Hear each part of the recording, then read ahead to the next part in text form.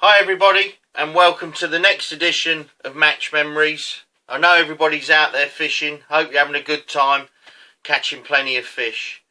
Again, I haven't fished a match yet. I've been fishing most evenings. Obviously working at the lakes, we're quite busy. And at the moment, obviously, I spend a lot of time with my parents who are both in their 70s. I've got a couple of kids and that. So I'm just taking my time getting back to these matches. Although I'm fishing all the time. And I can't wait. So I think another couple of weeks and that will see me back fishing a few matches. A little bit of a surreal year really, knowing that the World Championships, the Europeans and everything's cancelled.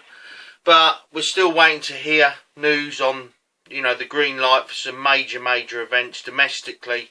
Obviously the Nationals one that my team Darwin Dorking really do fancy this year. Made some fantastic canal signings, got top quality new anglers coming on board, literally as we speak, so really excited about that. The Winter League also, just hoping that. I've also booked into the World Pairs with Tamas, I think I mentioned that, so that's another one to get your teeth into that I can't wait. I fished a lot in Ireland, back in the day, Enniskillen, all round there, absolutely love it. The fishing is fantastic if you can get on them. And the social side of it and everything is just brilliant. So really looking forward to going on the World Pairs if that's on. And I know Tamas can't wait as well. So fingers crossed we can get out there and catch a few fish. Now, with the match memories, I have gone, forward not forward in time, but I've sort of, flitted about from year to year to year. And for this one, it's not going to change.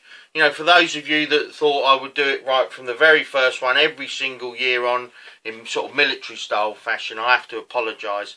But what I tend to do is when I'm starting to think about doing the next match memories is I have a little look through all the memorabilia that my dad's accumulated. I have a little look through my book at venues that really sort of lit my fire, taught me lessons, and it's very easy to overlook some unless you go into, like I say, the memorabilia in real fine detail. So for this one, we're going back in time, quite a way. Even I was a quite young lad then. 1999 to the Castrejon Canal in Spain. Again, it was a venue that we got a little bit of information on. By this time, I was speaking on a regular basis with John Desk, who has got a lot of friends all over Europe in the fishing world, and Spain no different. He had a lot of information that it was carp, a few little catfish, but mainly carp. You're going to have to catch carp, and obviously when someone mentions carp, especially back then when I was like in my early 20s, and that's what I'd done a lot of.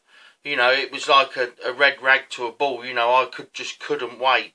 Back then again, the team was myself and Stevie, Bob and Kim Milson, for those of you that aren't too familiar with him. He actually retired from the England team a year or two later. Massive loss to the England team, fantastic angler. And then obviously you had Tom Pickering back in the fold and Alan Scotthorne travelling together. A little bit different this year. Again, we had the cars we were sponsored by. If you remember back in Croatia the year before. This year, I think me and Stevie had been upgraded to a Frontierer. Bob still had the biggest, most powerfulest car. And I think Alan and Tommy had a Safira. All Vauxhall cars. Again, fantastic. It's something that I've not really done in this series of videos, is thank the people that have supported the team along the way. Obviously Vauxhall did for a couple of years, but I've mentioned Drennan a lot, and I think it's only fitting that obviously Drennan don't sponsor the England team anymore, but I think it's it's something that I realised that I probably should have done on the first one, and that is to thank not only Drennan but Peter personally and the whole family at Drennan for their support over the years.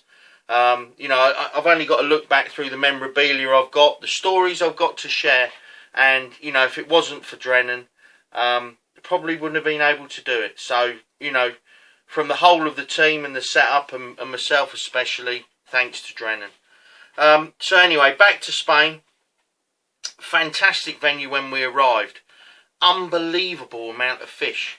The venue was probably about 40 to 50 metres wide.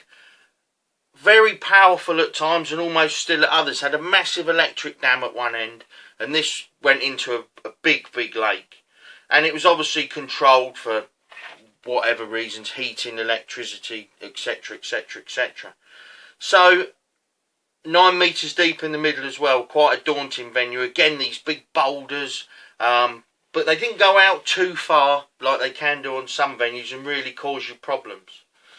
But again, massive venue, so no problem, we could go there for a couple of weeks. But me, Stevie and Bob actually flew over there, took a tiny bit of tackle and fished for a couple of days, about a month and a half before. And it was the hottest environment. At that time, you know, it's only my second World Championships, but it was the hottest environment I'd ever fished in at the time. Probably only fished in one or two hotter, Portugal and Carouche in 2011 in the Europeans. I mean, my van was permanently stuck on 40 degrees when you put the heating, when you put the temperature thing on. So it was just like unbelievable. But, you know, the Castrejon Canal was an unbelievable place because, again, no trees. It's almost like a desert-like surroundings. No shade. Just a real sort of harsh environment to fish. But only 3-hour matches back then. And what they do a lot of the time in these sort of countries is that they'll run the match early. So 3-hour match, it will be most of the time 10 till 1. And then when that sun really gets high mid-afternoon, you're off the bank and back at the hotel, you know, in the shade having a nice cool drink. So they are very sensible as far as the anglers' sort of welfare is concerned. But anyway, back to the venue. We've gone for a couple of weeks. We're practicing off the match length. And it was very uniform. You could just tell the banks were the same. You could park your car right behind you. And what a fantastic week we had. We could catch some fish close, just over the far shelf, over the near shelf. But the main fish seemed to be out a little bit, between 9 and 11 metres in the flow. There weren't any massive carp, but there was a lot of fish between, I'd say, £1.5 and £4, that sort of size. Catching anything up to 60, 70 fish in practice, it was unbelievable. I think Alan one day had nearly 80 carp in 3 hours. It's, you know, just frightening. But again, we got to know the characteristics of the venue, and this is very important when you're practicing, is trying to, you know, feel at one with the venue, you know, get to know its moods, get to know when the flow's changing, and changing with that very quick. And what I mean by that, and it's something that, you know, I pay a lot of attention to, is, you know, the flow, the depth. Always try to put a depth marker in if you can. I've actually got one that I built. Bear with me one sec. I should have got all my props at the start, but again, when you start talking, this is the sort of importance I put on depth markers. You can see, if I just turn that round, you can see the marks with the numbers on. Again, it just fits on my box, just swings down, and I can locate that anywhere. Nice red mark in the middle, which is normally where I put, if it's deep enough in the edge, where I can put that on water level, and you can see exactly. Good friend of mine, Simon Hunter, made me that. Takes pride of place in my tackle room. Again, another one of those things, you don't need it that often, but when you do, you need the right bit of kit. You know, a bit of stick just shoved in the mud in the edge doesn't normally suffice when a venue can come up and down 2 to 3 foot in a day. And the Castrejon was no different. Not necessarily coming up and down, but the speed of the water would vary massively. I think the first day of the World Championships I started on a 4-gram round float. In the middle of the match, a 15-gram flat float, and at the end of the match I was on an 8-gram round float. But anyway, back to the unofficial practice week. Like I said, plenty of fish about. You could catch on whatever you wanted to. It's about sharpening yourself up on changing at the right time, having the right size float on for the right flow at that particular time of the day or that particular time of the match. Very important that your float wasn't too light or your float wasn't too heavy. You had to be fishing it right. we found out that like around about a foot of line on the bottom was really good, slowing the rig down and inching it down. And again, you know, around very experienced anglers, and we were all saying, you know, once we get on the match length, it's not going to be like this. You know, it's going to be much more difficult. And to be fair, they were absolutely bang on right, because when the official week started on the Monday, I think I won the Monday with about 9 kilos, which is only about 7 or 8 fish.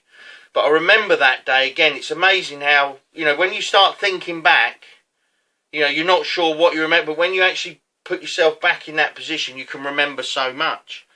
And I can remember I was using a Darwin 412 pole then, unbelievable bit of kit.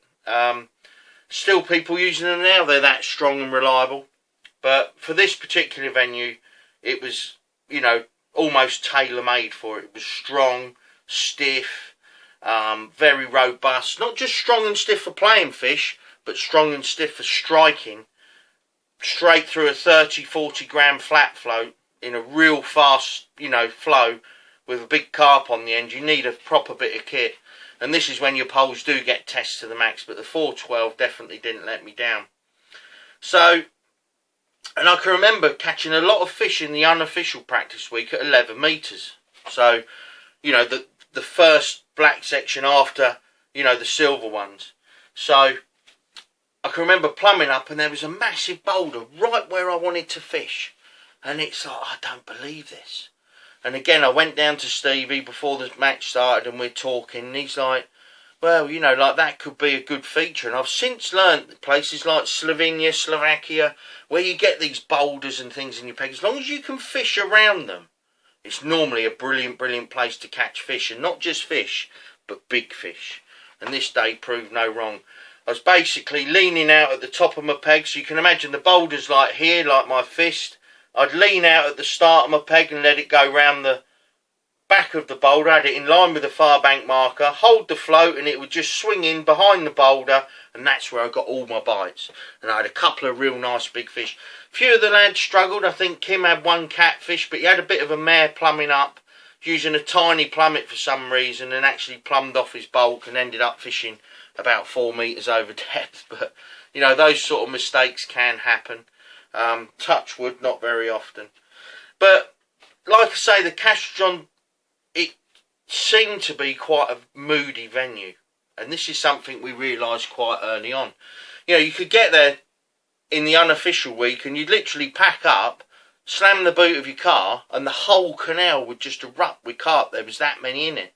And you could be driving down. Quite often I remember Alan saying, when you drive down the canal, look out the window. Obviously keep looking where you're going, but look out the window behind you, and you look out the window and it's just like where you're disturbing all these carp that are swimming around.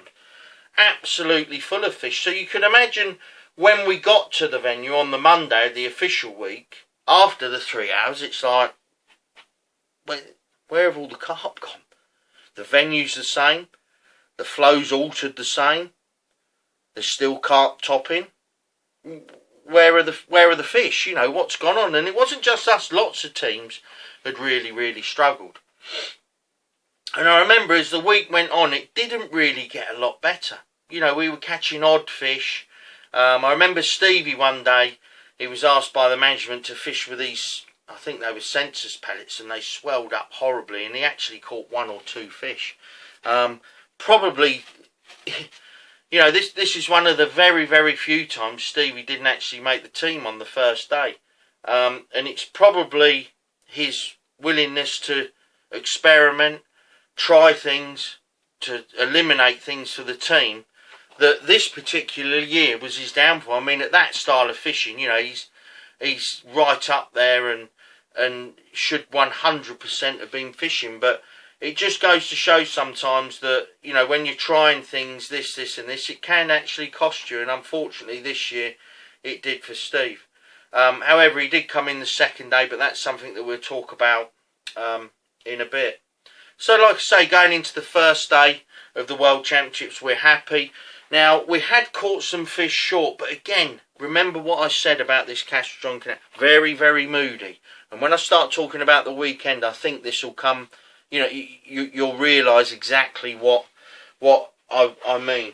Now, by this time in practice, in my eyes, and you know, like, credit where credit's due, thankfully he was in our team, but Bob was catching noticeably more fish.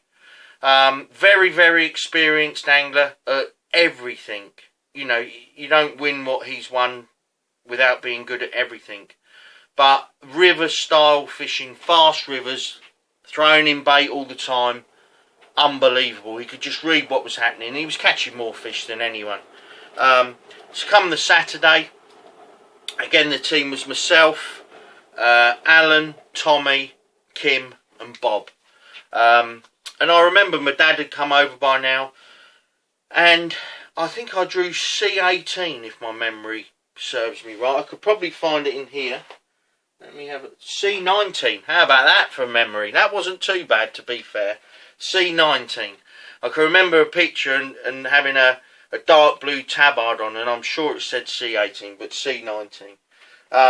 Again, when I'm armed with the information on every single angler, my memory's good, and I like to do it through memory, but just to read here and sharpen up, it's fantastic. It just makes brilliant reading. You know, you've got every peg, every weight, and everything. But like I say, I arrived at my peg. I was on a bit of an inside of a bend with a bridge just above me. I think there was a gap in my section, if my memory serves me right. But the pegs weren't too far apart.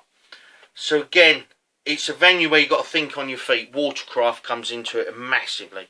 Not only with the flow varying, the depth up and down a little bit, but obviously any underwater obstacles in your peg. It's so important that where you decide to fish at the start is the correct place and the best place. You know, it's pointless fishing out where the flow's miles too fast but the bottom's nice, and likewise it's pointless fishing in close where it's too shallow, not enough flow, and you're not going to get any bites. So, you know, the experienced river anglers that are watching this will know exactly what I mean when, you know, you're faced with the situation of trying to find not only the correct flow, the correct depth, but the correct bottom of your peg.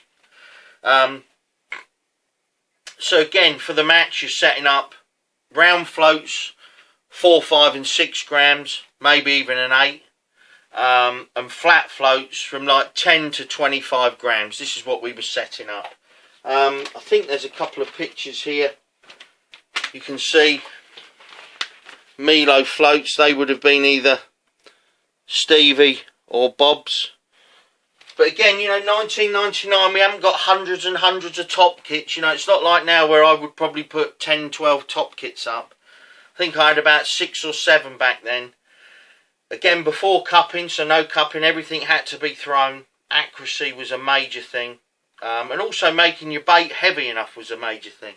It's amazing, you can make a softish light ball of ground bait, and when you just cup it in, because there's no impact of it landing, it tends to sink a lot quicker. When you're throwing it, it's got to be even harder to take the impact of hitting the water and then going down.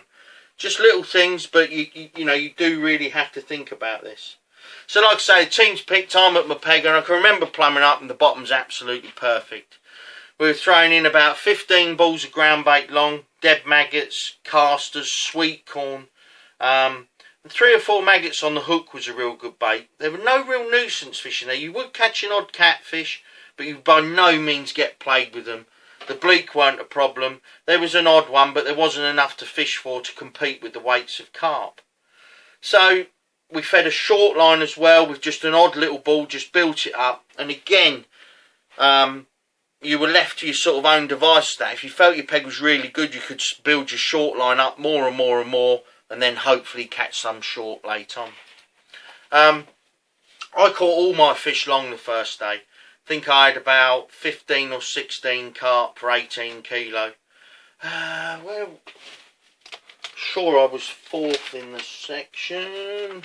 Let me have a look. 3rd in the section. I'm doing myself out of a point. 3rd. And the best thing is, you know, obviously the first day we scored, I think, 30 points. We were well in contention. I think we were 9 or 10 points behind Italy that had won. This is before the sections are split up. You know, and 9 points sounds a lot, and in a winter league where there's 6 or 8 teams, it is a lot. In a world championships where there's 30 teams, it's one bad draw and you can pull it back.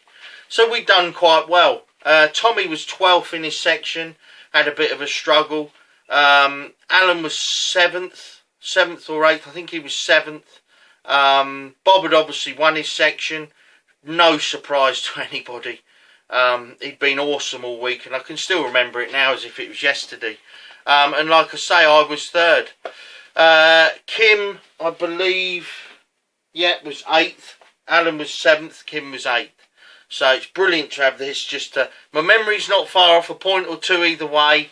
And the weights and the pegs and everything I can get right, but it's nice. And one thing I've realised is that, you know, I do need to refer to this to get it right, because a lot of people are very proud of what they've caught and where they've come in their section and what they've achieved. So it's nice to get it absolutely dead right. But like I say, the first day, there's no surprise that Bob had won his section. You know, the best angler on the bank in practice without a doubt all week, and he'd taken his section apart the first day. Going into the second day, Tommy Pickering was obviously dropped. Stevie was in. It's the sort of thing that happens, as you know by now. If you've watched these match memories, that's exactly what happens. Got a bit of an itchy knee. But yeah, going into the second day, and remember what I've said all the way through this, it was a moody place. It changed. Everything seemed the same and things changed. So the second day, I was down the bottom of the match length. I believe I was in either A or E. Let's check. Oh, it's dead right again. D25. Nowhere near A or E. But I knew I was down the bottom of that match length, because I can remember looking over to my right and I can see the massive gates of this like hydroelectric dam. And a little bit surreal for a World Championships. I was in these rushes and I couldn't see anybody. Couldn't see the people either side of me. Obviously there was a small gap going up to the road behind me, and you could see some people, but for all intents and purposes you were sat there on a nice summer's day on your own having a bit of a pleasure fish. You weren't aware of the actual event going on around you. And it was this that probably cost me. After about an hour and a half of the second day, I'd caught one fish long. But it was a nice one. It was about £5, but I just couldn't catch. And I can remember Dick Clegg, I had various runners, Dave Vincent won. But Dick Clegg came up and he said, why are you still fishing long? And I said, well, I'm being told by the people that, it's fishing hard, I've caught a cut. He said, no, people are catching close in. And I'd started dropping some bait close in, odd little balls. And I dropped it in and I caught like 30 or 40 carp in the last hour and a half short. It was just unbelievable. And this is what I say about a venue being moody. The day before, not had a bite there. No one had. The second day, everything could come in. Now, there were various different rumours as to why this venue was moody. They said that they had different lock gates, and it depended on, what water was let out. If the top water was let out, the whole of the bottom was colder, and that, I don't know, all this mumbo jumbo, but there was definitely reasons why. I ended up with just over 30 kilos the second day, and the whole team, I think our lowest weight was 29 kilos something. Bob coming second in his section. I was 5th. Stevie, I believe, was 4th. I think Alan was 7th. And I think Kim was 3rd or 4th. Let me check. Second day, Kim, 3rd, 29 kilos. Just to give you an idea of how it fished the second day. Bob Nudd, 30 kilos and 50 grams. Me, 30 kilo, 500. Kim, 29 kilo, 900. Alan, 30 kilos and 50 grams. Tommy obviously didn't fish. And Stevie, the second day, 30 kilos, 0.1. So you can tell that after the first day, the weights from the first day, Bob 24 kilo, me 18, Kim 19, Alan 15, Tom Pickering 13. So again, it's the moodiness of the venue that caught you out. But it's also the moodiness of the venue that if you could understand it, and like I say, accept it and work with it, you could quite often be in an advantage. Bob obviously went on to win the World Championships, and I've got some fantastic pictures here. the hotel we actually stayed in, I didn't mention the hotel because it's absolutely fantastic. It was like a proper, it was like a real proper holiday resort. Obviously swimming pools and this, that and the other, and just fantastic. But you can see there, team wise we actually faded into 3rd spot. Let me see, you can see a picture there of Bob in the pool at our hotel kissing the World Championships trophy. As a team we finished 3rd overall, which again was nice to get a medal, but slightly disappointing because, you know, we weren't a million miles behind. We had 52 points. I think Spain won with about 34. You know, but bearing in mind when we've had a 14th or a 12th in the section, and an 11th and this, that and the other, you're not that far away in these massive sections. But like it is quite often the case, Spain ended up winning. Spain ended up winning. Italy was 2nd, we were 3rd. Obviously Bob won the World Championships. Absolutely fantastic result. Other individuals, I was 12th myself and Kim was 17th. Again, I can see here by the listings afterwards. And it was just one of those venues that once you'd come to understand, it was very, very good. But again, it's one of those venues that I had my regrets. You know, I should have, the second day, I should have dropped it in shorter. But again, you're listening to your bank runners. It's not fishing that well. You've caught one. Just keeping 3 hours, believe me, in a pressured environment is a blink of an eye. It's unbelievable how quick it goes. But again, that got me on the learning curve of trying to understand these deep, powerful venues that change. And little things came out of it, like getting depth markers made. Obviously, flat floats. It was one of the first times I'd, you know, intensively sort of fish with flat floats for a couple of weeks. And it really did stand me in good stead. But it also showed me the importance of watercraft on flowing venues. Now, I know I go on about Bob, but it really was a sort of jaw-dropping, eye-opening performance. Not only just the weekend, but actually in the week. And the most important things that I learned from Bob that week was obviously where you throw your bait in relation to where it's landing, in relation to where the fish are. This is a massive thing, and it's something that Bob just took in his stride and almost did it naturally, I think. And that is a major thing, you know, on a river. Where do you feed? You know, because quite often you'll plumb up and you'll think, well, that's where I want to catch them. But obviously with the water moving, you've now got to get your bait to land in exactly the right place for where you want to catch it. A little bit easier now that potting's involved. A lot easier. You can make a rock hard ball, pot it in, and away you go. But back in the day when you had to throw everything, it was about far bank markers. It was about trying to catch an odd fish, and you could almost, if you were catching them a little bit too far down your swim, you could start feeding further upstream, and that would bring the fish up. So I learned a real lot about that. Again, fantastic that we came away with a medal. Not quite as good as the year before when we'd won, but I'd got myself well and truly established in the England team. And also fished quite a daunting venue with the flow, the temperature and everything, and luckily come out of it, you know, in one piece and raring to go the next year. So like I say, that's the 1999 World Championships in Spain. Really does stick in my mind. I look back through some of these results and I think back and I can remember little things that have stood me in good stead today. Like I say, if you do fish these venues that where the flow changes, keep your eye on that. Have a multitude of rigs and floats set up. And if the water's up and down, make yourself a decent marker so you know exactly where you stand. Inch markings are perfect. If it's up, if it's down, you can really just manoeuvre your float and keep fishing. You need to keep fishing properly and correct presentation 100% of the time. You're going to catch a lot more fish. Matches are always really close nowadays, and those odd fish can make a massive difference. So until next time, get out there, catch some fish, enjoy your matches, and I will definitely see you on the bank soon. The next one, hopefully I'll have an update about the Division 1 National. I'm hoping it goes ahead, but I'm a little bit optimistic myself as to whether it will. Fingers crossed. Really do fancy it with my domestic team. But like I say, until then, take care of yourself, and I'll see you all soon.